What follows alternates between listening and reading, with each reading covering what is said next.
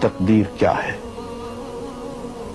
اگر سب کچھ پہلے سے ہی لکھا لکھایا ہے تو ہم اپنے اعمال کے ذمہ دار کس طرح ہوئے؟ پھر اعمال کی جزا و سزا کیسی؟ پھر جنت و دوزخ کے کیا معنی؟ وضاحت فرمائے۔ بھئی سچی بات یہ ہے کہ اس سوال نے ایک عرصے تک مجھے بھی ستائے رکھا، اور میں سوچتا رہا کہ اگر واقعی اللہ تعالیٰ نے پہلے سے ہی سب کچھ لکھ دیا ہے کہ میں اتنے بج کر اتنے منٹ میں بیٹھ کے یہاں پہ ایک لیکچر دوں گا، یہ تقریر کروں گا، اتنے بج کر اتنے منٹ میں نماز پڑھوں گا، اتنے بج کے اتنے منٹ میں فلاں کو گالی دوں گا، فلاں کو تھپڑ ماروں گا، یہ پہلے سے ایک میرا شیڈول مرتب ہے اللہ کے ہاں، لکھا لکھایا پروگرام چھپا چھپایا موجود ہے، میرے کا قصور؟ تو لکھنے والے کا قصور ہے؟ بات تو خطرناک ہے نا، بات تو خطرناک ہے نا۔ تقدیر کیا ہے؟ عربی میں اس کے لیے ایک لفظ لکھا جاتا ہے دینی کتابوں میں، علم اللہ السابق، اللہ کا علم جو پہلے سے اسے حاصل ہے۔ اللہ کو معلوم ہے کہ آج میں اتنے بج کر اتنے منٹ پہ اپنی مرضی سے، اپنے ارادے سے، اپنی آزادی فکر اور آزادی عمل پہ، عمل سے کام لیتے ہوئے یہ کام کروں گا۔ اب بھائی کام تو میں اپنی مرضی سے کر رہا ہوں، اپنی آزادی سے، اپنے ارادے سے کر رہا ہوں، لیکن اتنی سی بات تو مانو کہ اللہ تعالیٰ علام الغیوب ہے، علیم بذات الصدور ہے۔ مجھے اپنے بارے میں پتہ نہیں ہے کہ کل 10:10 پہ میں کیا کروں گا، اس کو پتہ ہے۔ مجھے اپنے بارے میں پتہ نہیں ہے کہ میں 10 سال کے بعد کہاں ہوں گا، کیا کر رہا ہوں گا، فلاں بج کے فلاں منٹ، اس کو پتہ ہے۔ اس کو میرے آزادانہ، خود مختارانہ، فری ول کے ساتھ کیے ہوئے اعمال کا پتہ ہے کہ میں اپنی مرضی سے، اپنے فری ول کے ساتھ، اپنے ارادے سے اتنے بج کر اتنے منٹ پہ کیا کروں گا۔ یہ اس نے اپنے ہاں لکھ رکھا ہے، اس لیے اس کو پوری کائنات کا نظام چلانا ہے۔ اس کا علم جو ہے وہ صحیح ہے، لیکن اس کا علم میرے ارادے سے نہیں ٹکراتا ہے۔ یہ بات میں ایک مثال سے سمجھاؤں گا۔ میرے ساتھ ایک واقعہ پیش ہو گیا، اس دن مجھے تقدیر سمجھ میں آ گئی کہ ہوتی کیا ہے۔ 1971 کی بات ہے کہ یہاں اکاؤنٹنٹ جنرل آفس میں ڈپٹی اکاؤنٹنٹ جنرل تھا۔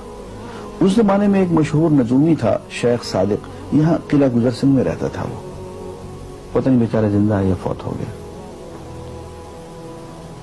انہوں نے دروازہ کھولا، میرے کمرے میں آ گیا۔ کہاں صاحب ہم آپ کی خدمت کرنا چاہتے ہیں، ہم آپ کو مستقبل کے بارے میں کچھ بتانا چاہتے ہیں۔ میں نے کہا میرے پاس فضول باتوں کے لیے وقت نہیں ہے، میں علم نجوم وغیرہ کو، اس قسم کے یہ فضول باتوں کو میں نہیں مانتا ہوں، مشغول آدمی ہوں، ان چکروں میں مجھے مت ڈالو۔ اس نے کہا سر مجھے صرف 1 منٹ تو آپ دے دیں۔ میں نے کہا ہاں 1 منٹ دیتا ہوں۔ اس نے ایک بہت بڑا کاغذ میرے سامنے لکھا جس پہ 40 خانے بنے ہوئے تھے، 40 چیزوں کے نام لکھے ہوئے تھے، مختلف چیزوں کے نام، کتاب، قلم، اینک، کاپی، دوات، پینسل، میز، بادل، برکھا، مسجد، مندر، ایسی ایٹ رینڈم چیزوں کے نام، 40 چیزوں کے نام لکھے ہوئے تھے۔ وہ کہنے صاحب آپ ان میں سے کسی ایک چیز پہ انگلی رکھ دیں یا اس کا نام آپ اس کاغذ پہ لکھ دیں۔ اور مجھے یہ کہتے کہتے اس نے ایک پیس آف پیپر میری میز سے اٹھایا اور اس پہ کچھ لکھا اور اس کو یوں الٹا کے رکھ دیا۔ میں نے کہا تم نے یہ کیا کیا؟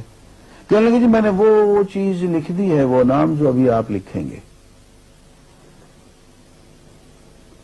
تو اب میں پریشان ہو گیا۔ تماشا کی بات ہے نا کہ جو چیز میں سوچ سوچ کے اپنے ارادے سے، اپنی مرضی سے ابھی لکھوں گا، اس نے پہلے جو لکھے وہاں رکھ چھوڑ دیے میرے سامنے۔ اب میں سوچ میں پڑ گیا کہ یار وہ چیز لکھوں جو اس نے نہ لکھی ہو۔ کبھی میں اس کا ارادہ کروں، کبھی اس کا ارادہ کروں، تنگ آ کے آخر میں نے کسی ایک چیز کو لکھ دیا کہ میری یہ ہے۔ اس نے جب وہ الٹایا تو وہ وہی چیز نکلی۔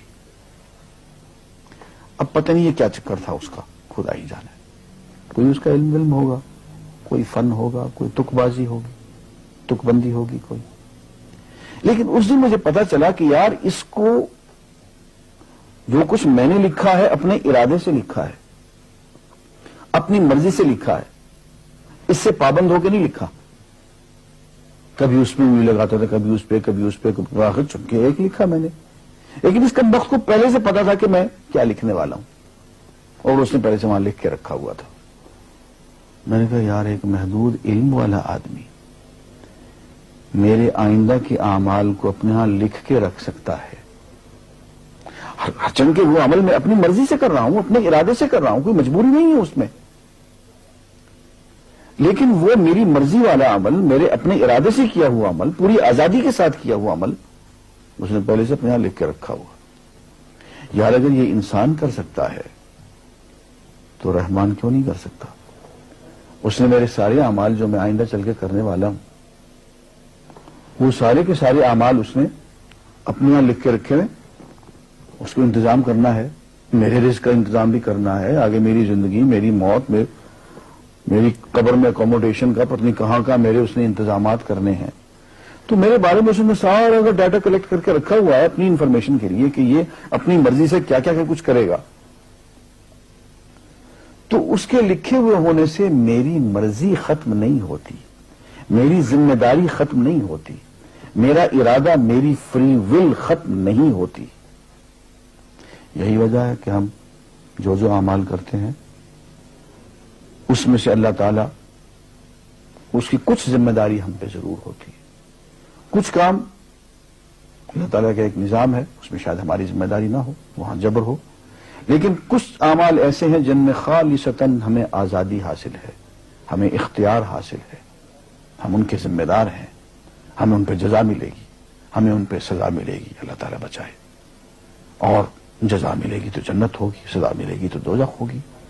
لیکن آزادی عمل اور ارادہ ضرور ہے. یہ الگ بات ہے کہ اللہ تعالیٰ کو پہلے سے ہی معلوم ہے کہ ہم اپنے ارادے سے اور اپنی آزادی اور اپنی مرضی سے ہم آج اور کل اور پرسوں اور سال بھر کے بعد اور 10-20 سال کے بعد ہم کیا کیا کریں گے اس کے ہاں لکھا ہوا ہے. وَعِندَهُ عِلْمُ الْكِتَابِ، اس کے ہاں وہ سب کچھ لکھا ہوا ہے. لیکن ہم جو کرتے ہیں اپنے ارادے سے کرتے ہیں اور اس کے ذمہ دار ہیں. وآخر دعوانا الحمدللہ رب العالمین.